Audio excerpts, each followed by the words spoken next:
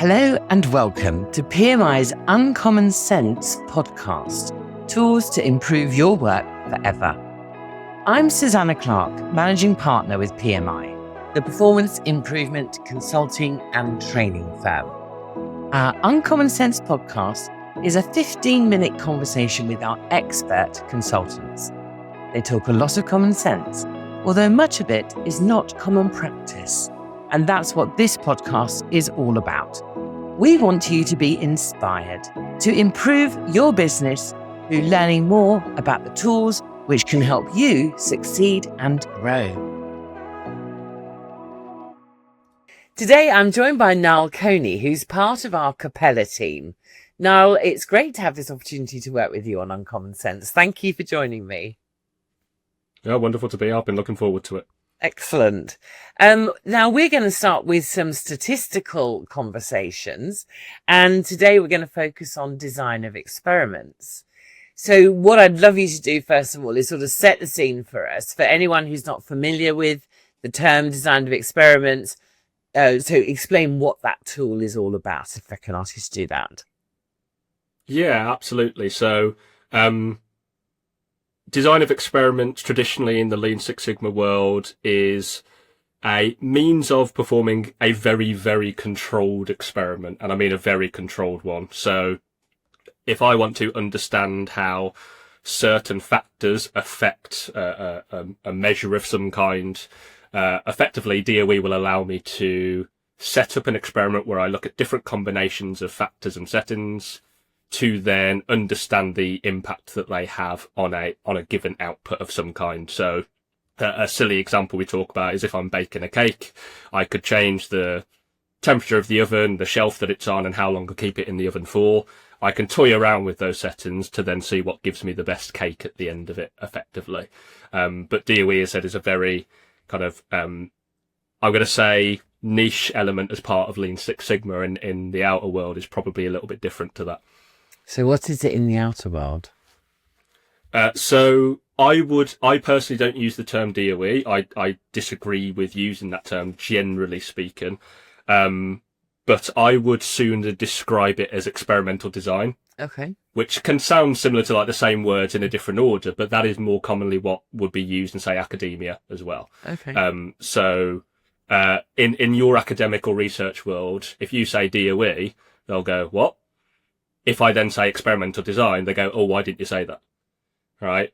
And because experimental design is fundamentally that have a hypothesis, have a theory, find a way of testing that theory by testing different settings or different values of an input of some kind and see what effect it has on that thing over there. I always simplify it as, how does this thing affect that thing? Okay. And that is fundamentally what regression is all about, and DOE is just a fancy form of regression with experimental design in it fundamentally. And so actually I teach it as experimental design with regression analysis, okay, which is develop your theories, come up with a method of testing those, and then analyze it using regression. And that's what DOE fundamentally has become in the Lean Six Sigma world. But as a result, it's become very constrained to, you have settings and you have factors and you have levels and they get tested at different levels.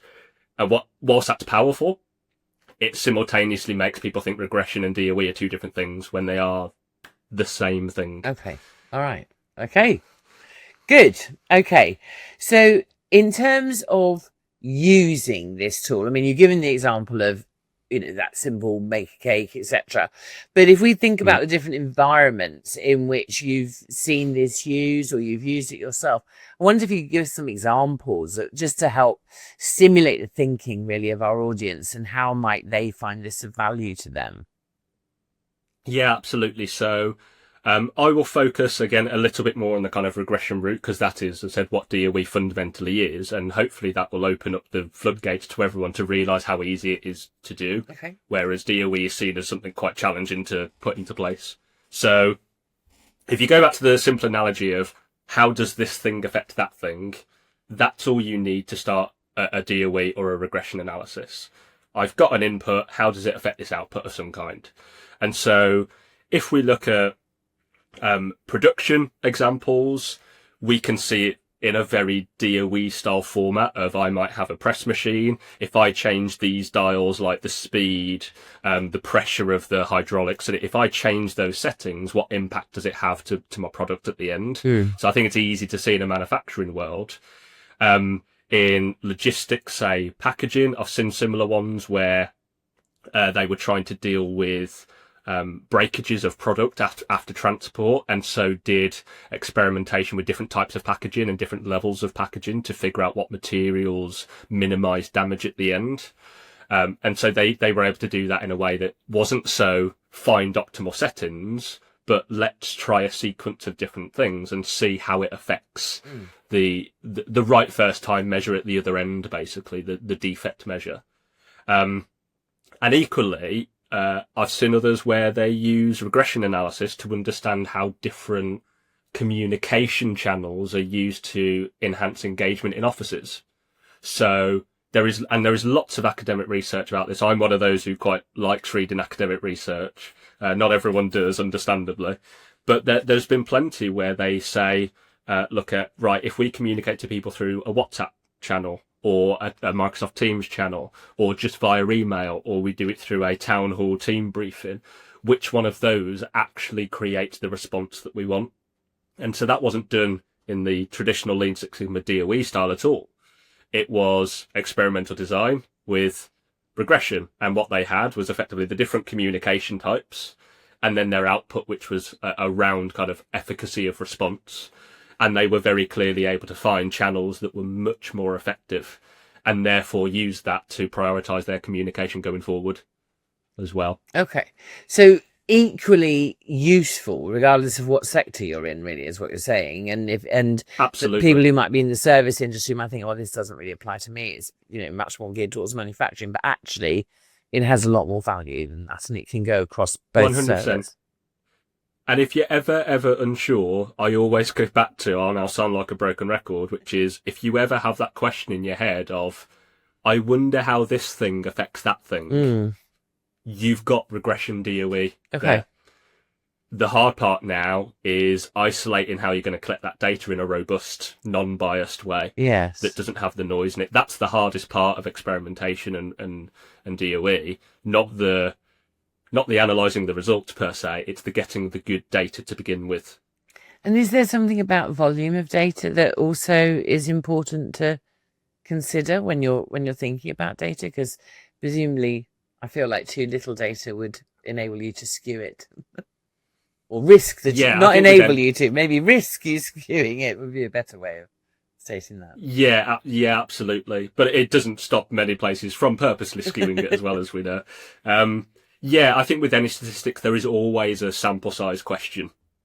And in reality, the best thing you can do is look at literature on the tool that you're using itself. Right? So there are different types of regressions, different types of DOEs, as it were, that are better in different situations. So sometimes just looking at whatever statistical software you're using, what do they recommend as good samples? Because sometimes you can't get around that. Ultimately, if you can only get a really, really small sample, you can only ever be so confident in it, regardless as to what magic you try and pull with it. A small sample is a small sample. There's only so much you can do. But alternatively, I always think of it in, can you simply get a sample that is reflective of what you're trying to understand?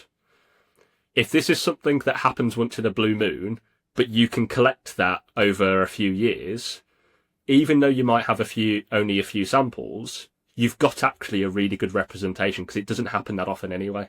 So you can be quite confident that you've got a good representation. So I think no matter what, as long as you do that question of, have I got a good representation of the thing I'm trying to understand, I've got a capture of the spectrum of things that can happen, you are probably okay. And that comes down to more personal experience in that situation more than anything. But if in doubt, often the tool that you're using yourself in any stats will sometimes dictate, this is a good sample size, and it's always a good idea to follow it. I'm not very good at reading instructions, but I'll take up that advice in this example, should I need to use it. Okay, yes. In terms of thinking about the tool and as it is, value, how would you describe that for people? I always describe all statistics as a bunch of different screwdrivers. They're just different types of screwdrivers of different sizes. That's all they are. But they're all built on the same foundation. So when I talk about DOE or regression or hypothesis testing or capability, they're all built on the same fundamental theories. They're just being used in a way to help you in getting an answer that you want.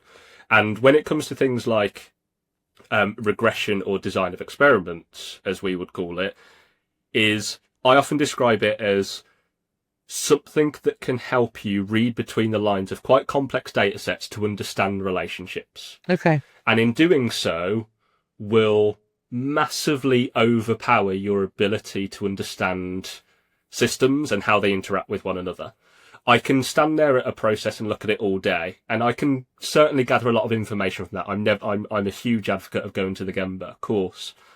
But actually, if I can also collect data alongside that to help me understand relationships between things, things like regression and DOE will just open up this huge world of probability theory that can just do all the number crunching for us and help give us really quite spelt out answers or really good ideas as to what's happening underneath the surface that you might not see at first glance.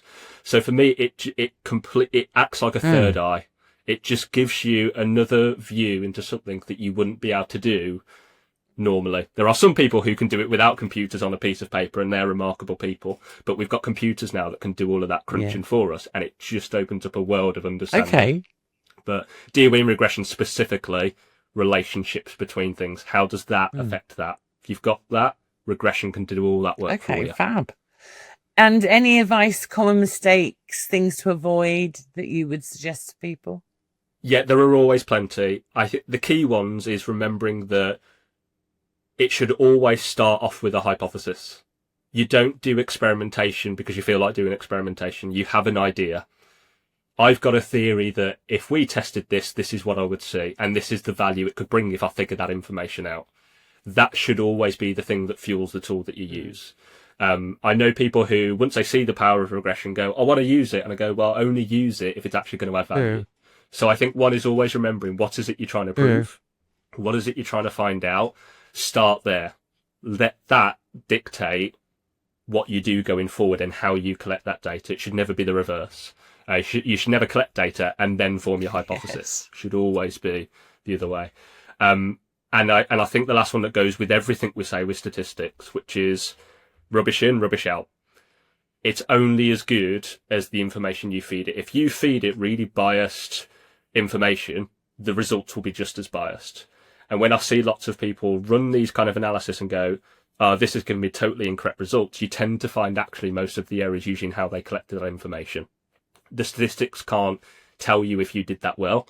It can only tell you what data you've given it. So the hard part of any DOE or regression is never the analysis of the results. It is always the what's your theory and how are you going to collect data that will isolate that thing that you're looking for. That's the hardest bit and where all your time should be put towards. You do that well, now you can have DOE or regression, just click 2 buttons and it will do the rest for you. That's all you need. The hard part is your bit up front, not the statistics. That's great advice, Niall. Thank you so much. And I love the idea that this is all about reading between the lines. That's completely changed my view on the value of DOE. Really, really great talking to you, Niall. Thank you. You're fantastic. No, you're welcome. Thank you so much for joining us. You can find more episodes of our Uncommon Sense Tools to Improve Your Work Forever in our Knowledge Hub on our website, or, of course, your favourite podcast platform. And do subscribe so you never miss an episode. Don't forget to check out the show notes for this episode, where you'll find links to more content on this topic, which includes webinar recordings, toolbox guides, blogs, and infographics, and our training page. You can always drop us a line on team@pmi.co.uk and arrange a time to have a call to talk about how these tools can help you in your organisation. We'd really love to hear from you.